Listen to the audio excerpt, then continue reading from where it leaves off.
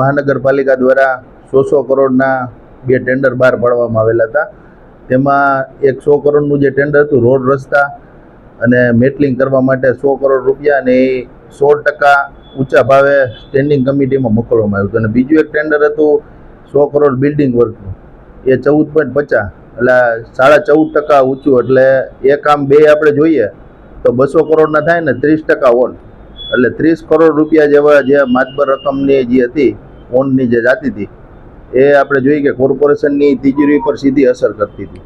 જેથી જ્યારે પ્રથમ વખત સ્ટેન્ડિંગ કમિટીમાં આ ટેન્ડર આવ્યું ત્યારે અમે સ્ટેન્ડિંગ કમિટી ચેરમેનને પત્ર લખી 17/4 જે સ્ટેન્ડિંગ હતી પહેલી, તેમાં એને પત્ર લખી અને નેગોશિએશન કરવા માટે કીધું. કારણ કે આટલા બધા ઊંચા જો ભાવ આવ્યા હોય અને 100 કરોડનું ટેન્ડર હોય તો 100 કરોડના 116 કરોડ રૂપિયા, અને બીજું જે 14.50 એટલે 114 કરોડ રૂપિયા થાય.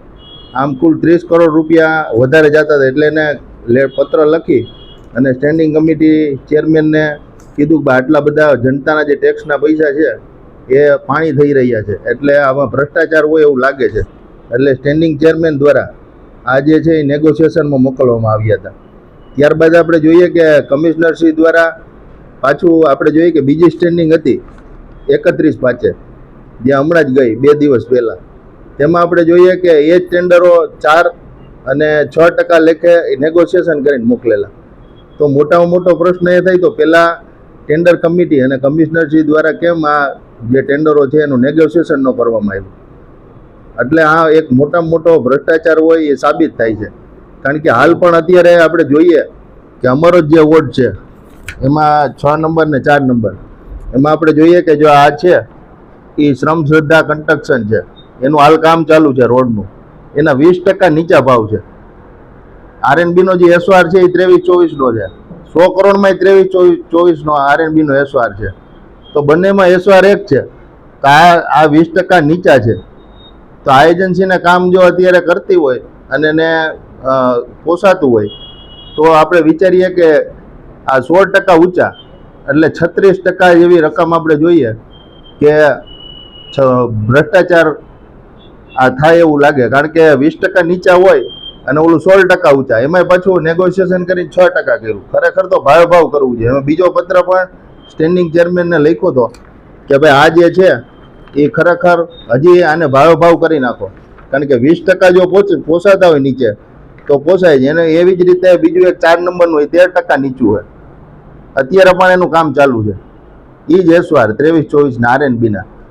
તો આ રીતના આપણે જોઈએ કે 13.75% નીચા, અને તારીખ આપણે જોઈએ અત્યારની છે 2024 અને 12 માસની એની મુદત છે. હાલ પણ આ કામ ચાલુ છે. તો જો આ બધા કામ એને અત્યારે કોન્ટ્રાક્ટરો નીચા ભાવે કરતા હોય તો આ 100 કરોડના ટેન્ડર છે ને આટલા બધા ઓન દેવાનું કારણ શું? એવું અમે સ્ટેન્ડિંગ ચેરમેનને પણ કીધું હતું. સ્ટેન્ડિંગ ચેરમેનનો પણ આપણે જોઈએ કે એને હિતમાં, જૂનાગઢના હિતના અમે એને આવકારીએ છીએ. વિરોધ પક્ષ એટલે અમે એવું નથી ખાલી વિરોધ જ કરવો, પણ જે સાચી બાબત છે એને જનતાના જે ટેક્સના પૈસા છે, આપણે સંસ્થાના પૈસા જે છે એ બચાવવા જોઈએ. આપને ખબર છે કે એક એજન્સી જો નીચા ભાવે કામ કરતી હોય તો આટલા બધા એને 35-36% જેવી જે રકમ છે, 100 કરોડ એટલે એને આપણે જોઈએ કે 1% જો વધે તો 1 કરોડ રૂપિયા જાય સંસ્થાના, પ્લસ જીએસટી તો અલગ. આવી રીતના 40-50 કરોડ રૂપિયા છે. હાલ તો અત્યારે આ ટેન્ડર કેન્સલ કરવામાં આવેલા છે, અને સ્ટેન્ડિંગ ચેરપર્સન છે ને અમે આભારી પણ માનીએ છીએ કે જનતા વતી તમે નિર્ણય લીધો, અને વિરોધ પક્ષ અને બધાથી સાથે મળી અને જે જૂનાગઢની જે આ પ્રજા છે ટેક્સ ભરે છે. એક તો આપણું કોર્પોરેશન આર્થિક નબળું છે, અને એમાં જો એક સમય આપણે જોઈએ કે સરકાર 25-30 કરોડ તો માત્ર જૂનાગઢને ખાલી ગ્રાન્ટ આપતી, એમાં 5 વર્ષમાં વિકાસના કામો થતા. એને બદલે ઓનમાં જો 30-35 કરોડ વયા જાય તો આ મોટામાં મોટો ભ્રષ્ટાચાર છે. આ જેમ મનરેગામાં થયું, મનરેગામાં તો રોડ નથી બનાવ્યા, કાંઈ થોડું ઘણું આપણે એમ નાખીએ કે કાંકરા, આ તો એમને ડાયરેક્ટ ઓનમાં જ ડાયરેક્ટ પૈસા ડાયરેક્ટ વહીવટ થઈને વયા જાય.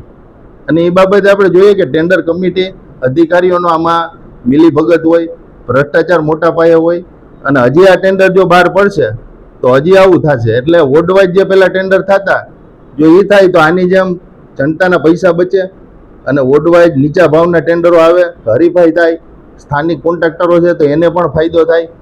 એટલે આ ટેન્ડરો છે એ વોર્ડ કરવા જોઈએ. 100 કરોડના પાછા જો ટેન્ડરો થશે તો આજ પરિસ્થિતિ જુનાગઢના આપણે જોઈએ કે એક એજન્સી છે આટલા બધા કામ ન કરી શકે. હાલ પણ 40 કરોડના જે કામ ચાલુ છે તો અમે કમિશનરને આજે મહિનાથી પહેલા પત્ર લખ્યો, આટલા રોડ અમારે બનાવ, હજી કામ ચાલુ નથી થયું. એટલે એજન્સી પાસે માણસો નથી, એ પહોંચી નથી શકતા. જુદી જુદી એજન્સી હોય તો એની પાસે માણસો હોય, બધું કરી. અત્યારે જોઈએ ચારે બાજુ ખોદેલું છે, તો તાત્કાલિક આ બધા કામો પૂરા થાય. એટલે જુનાગઢના હિતમાં બધી રીતના જોઈએ કે 100 કરોડના ટેન્ડર ક્યારેય નથી થયા.